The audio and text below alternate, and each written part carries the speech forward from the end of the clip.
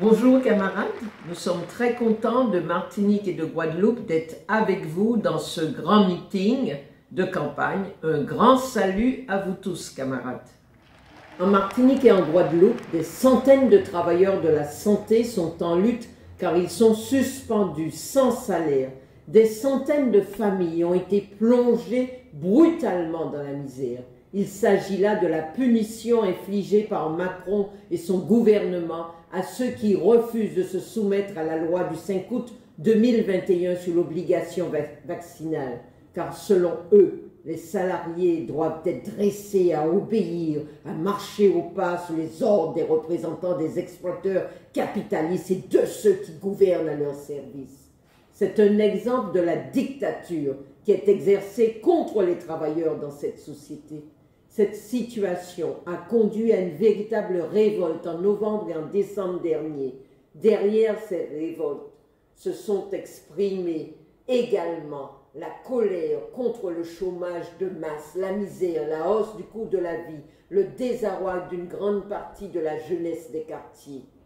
Face à une telle situation, le gouvernement ne répond à ceux qui se battent que par son mépris et ses tribunaux. Des jeunes et des militants syndicaux sont traduits en justice et punis pour s'être révoltés. Alors, le sentiment qui prévaut au sein de la population laborieuse, c'est celui d'une grande injustice renforcée par un ressenti de piétinement de leur dignité.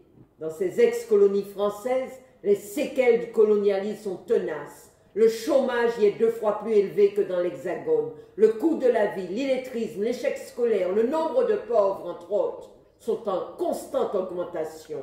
Les coupures d'eau accroissent les difficultés quotidiennes de la population. Les comorbidités aggravées par la pauvreté, diabète, hypertension, obésité, cancer dus à la chlordécone et autres pesticides sont bien plus importants que dans l'Hexagone. Associées à la Covid, elles sont à l'origine d'une surmortalité endémique. Pour toutes ces raisons, les grèves et mouvements sociaux sont fréquents en Guadeloupe et en Martinique. Depuis 8 mois, les travailleurs de la santé manifestent devant leurs établissements, dans les rues, les villes et les communes, tiennent des meetings, organisent des actions de protestation. Concernant la Martinique, outre ceux de la santé et du médico-social, les ouvriers agricoles de la plantation Choisy à Saint-Joseph, ceux de Carrefour Market au François, ceux de l'ONF sont en grève pour certains depuis plusieurs mois. En Guadeloupe, ce sont ceux de la Poste du Nord Grande-Terre qui sont en grève depuis le 15 décembre, ceux d'ArcelorMittal depuis le 5 septembre dernier. Depuis plusieurs mois, 8 mois, les piquets de grève demeurent devant quasiment tous les établissements de santé. Alors, camarades, nos explosions sociales, nos grèves, nos luttes, nous souhaitons qu'elles se répètent et s'étendent partout. Elles sont le signe que les luttes de la classe ouvrière sont bien sur le chemin qui doit être le nôtre à tous. Et c'est bon pour le moral. Mais il faudrait que ces luttes s'élargissent, qu'elles se renforcent en lutte collective, générale, offensive contre la classe des capitalistes et ses gouvernements successifs.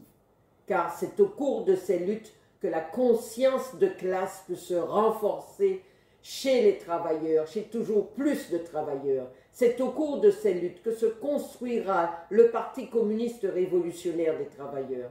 C'est au cours de telles luttes que se prépareront la révolution sociale et la prise du pouvoir politique des travailleurs qui changeront le monde.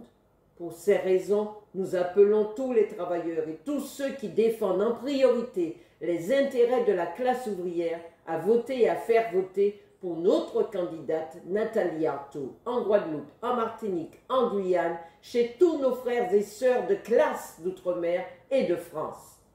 Voter pour Nathalie Arthaud, c'est affirmer l'idée que les classes bourgeoises des pays impérialistes, les riches possédants de Martinique, de Guadeloupe, mais aussi les oligarques russes et ukrainiens doivent être renversés.